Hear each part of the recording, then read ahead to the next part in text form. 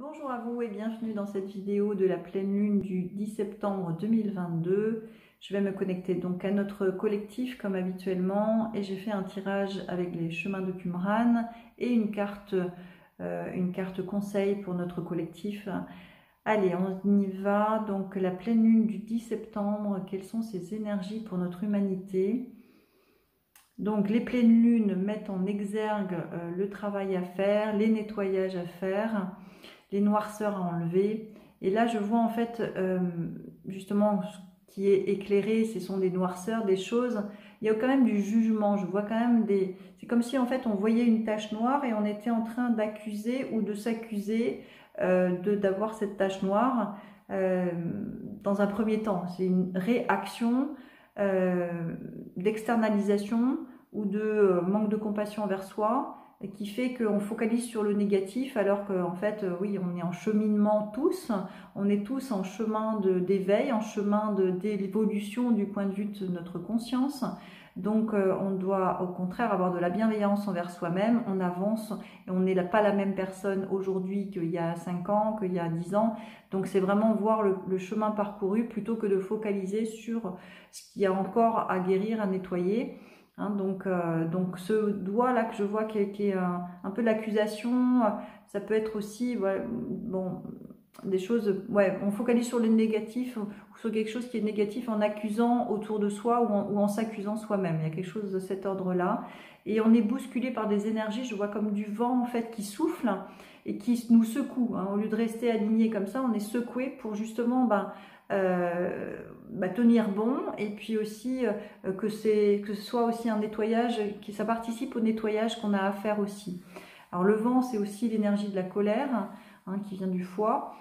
C'est aussi un manque de foi aussi, hein, finalement. Si le manque de foi est là, en fait, on va externaliser la faute sur ce qui se passe dans notre collectif ou dans notre famille ou sur notre environnement, alors qu'en fait, on est simplement en cheminement, en chemin de retrouver l'amour que nous sommes, la lumière que nous sommes. Voilà, donc les énergies sont encore puissantes, hein, on est vraiment... accompagné dans notre élévation, dans notre nettoyage, dans notre libération.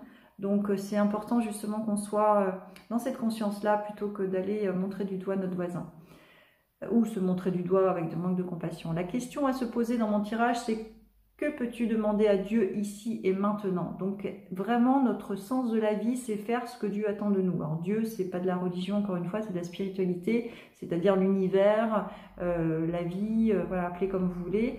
Là, c'est mis sous forme de Dieu. C'est l'énergie de création du Créateur. On est là, s'est incarné pour un but, pour notre réalisation, pour l'élévation de notre conscience. Donc, on a vraiment à être plus en lien avec cette conscience supérieure plutôt que d'être notre petit mental qui va nous maintenir dans notre zone de confort et nous faire tourner en rond, voire en bourrique. Donc plus on sera en lien avec ce que Dieu attend de nous, plus on va recevoir des synchronicités, des intuitions qui vont nous guider sur notre chemin de réalisation. L'obstacle pour notre collectif, c'est la malveillance. Alors comme je disais, on focalise trop sur la noirceur que nous portons, en externalisant la faute sur la société, le système, les autres, etc. Il y a comme aussi une espèce de comparaison vis-à-vis des autres, voilà, toute cette malveillance qui est dans la division de notre humanité, qui a engendré en tous les cas la division. C'est ça qu'il nous faut corriger, quoi. C'est-à-dire on focalise sur notre lumière, sur ce qu'on voit de bien, qu'est-ce qu'on nourrit, justement la carte ressources, c'est la nourriture, quelle pensée je me nourris pour pouvoir me sentir mieux en fait. Si je me nourris et que je focalise sur le négatif, je ne peux pas me sentir bien et ça ne fait pas du bien non plus au collectif. Donc c'est vraiment notre responsabilité d'apprendre la bienveillance, la compassion envers soi et envers les autres, et de se nourrir de choses positives et non pas le contraire, puisque forcément c'est du bon sens, on va s'attirer ce que l'on vibre.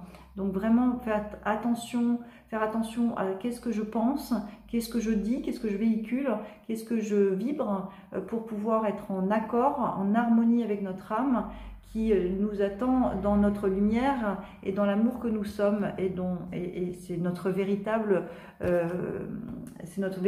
être, c'est pas nos blessures. Hein.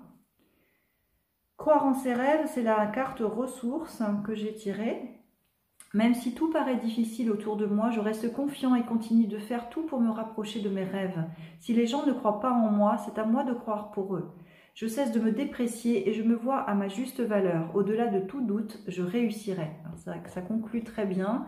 Hein, c'est focaliser sur notre lumière intérieure, notre plexus solaire, rayonner et visualiser ce que l'on souhaite et rayonner ça pour que justement ça se matérialise. Hein, j'invite vraiment on est capable de ça, à imaginer ce que vous souhaitez, à le visualiser, à ressentir intérieurement ce que ça vous fait de vous voir déjà dans cette réalisation, et ensuite de mettre des actions ou des mouvements kinesthésiques c'est-à-dire d'associer la visualisation, le ressenti à un mouvement kinesthésique. Ça va en fait introduire dans l'inconscient la réalisation déjà. Hein. Donc on est toujours dans l'instant présent, on peut vraiment jongler avec cet inconscient qui ne fait pas la différence entre le réel et l'imaginaire pour justement créer la vie de nos rêves, nous autoriser à nous rendre heureux. Donc, et en plus, on n'a pas le choix que de se rendre heureux, hein, comme je répète souvent. Donc, c'est vraiment croire en ses rêves. On est facilité, on est bousculé là-dedans. Donc, ne perdons pas de notre temps à montrer du doigt ou à nous montrer du doigt, à comparer, etc. Ça, c'est fini, c'est la 3D, ça. Maintenant, on s'élève dans la 5e dimension de conscience. Donc, honorons cette 5e dimension de conscience, honorons nos arts divins, honorons notre lumière et au contraire, facilitons-nous la matérialisation d'une nouvelle terre, d'une nouvelle humanité, d'une nouvelle version de soi beaucoup plus alignée à notre véritable nature.